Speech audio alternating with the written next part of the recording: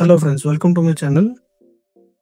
ఈ వీడియోలో మనం క్యాప్కట్ అనే వీడియో ఎడిటింగ్ సాఫ్ట్వేర్ని పీసీ లేదా ల్యాప్టాప్లో ఏ విధంగా ఇన్స్టాల్ చేసుకోవచ్చో తెలుసుకుందాం. ముందుగా వీడియోని లైక్ చేసి ఛానల్ని సబ్స్క్రైబ్ చేసుకోండి ఫ్రెండ్స్. ఇలాంటి మరిన్ని ఇన్ఫర్మేటివ్ వీడియోస్ మన ఛానల్లో ఉన్నాయి. ఒకసారి ఛానల్ని విజిట్ చేయండి friends. Okay, let's begin the video. ముందుగా క్యాప్కట్ని పీసీలో ఇన్స్టాల్ చేసుకునే ముందు ఏ వెర్షన్ ఇన్స్టాల్ చేసుకుంటే బెటరో చెప్తాను. ఎందుకంటే క్యాప్కట్ లేటెస్ట్ వెర్షన్ మాత్రం ఎప్పుడు ఇన్స్టాల్ చేసుకోకండి ఫ్రెండ్స్. లేటెస్ట్ వెర్షన్ని డౌన్లోడ్ చేసుకోవడం వల్ల మనకి అప్డేట్ అడుగుతుంది, రిపీటెడ్గా అప్డేట్ వస్తుంది.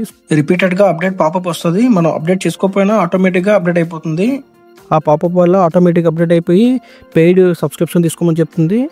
క్యాప్కట్లో 1.50 అయినా 2.80 అయినా 3.80 కూడా ఓకే. అంతకుమించి వెళ్ళకండి. ఒకవేళ అంతకుమించి వెళ్ళారంటే మాత్రం మీకు కంపల్సరీగా ఆటో అప్డేట్ అయిపోతుంది. ప్రో లెవెల్ తీసుకోమని చెప్తుంది. సో మీరు వీడియోని ఎక్స్పోర్ట్ చేయలేరు.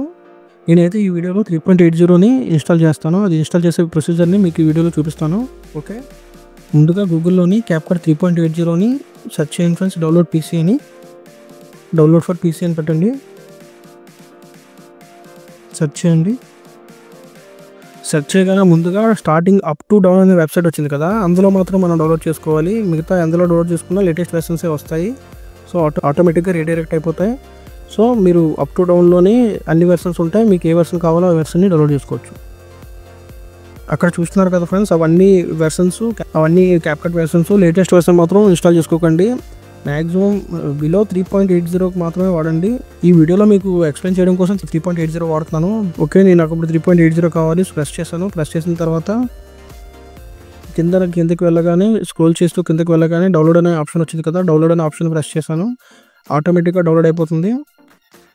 వన్స్ డౌన్లోడ్ అయిపోయిన తర్వాత మనకి ఇక్కడ చూపిస్తుంది డౌన్లోడ్స్లో, అక్కడ ఇన్స్టాల్ అవ్వని వచ్చింది కదా, దాన్ని ప్రెస్ చేయగానే ఆటోమేటిక్గా ఇన్స్టాల్ అవ్వడం స్టార్ట్ అవుతుంది. ఇక్కడ ఎన్విరాన్మెంట్ టెస్టింగ్ అని వస్తుంది కదా, ఎన్విరాన్మెంట్ టెస్టింగ్ అంటే అది లోడ్ అవుతుంది. లోడ్ అయ్యి ఆటోమేటిక్గా ఇన్స్టాల్ అయిపోతుంది.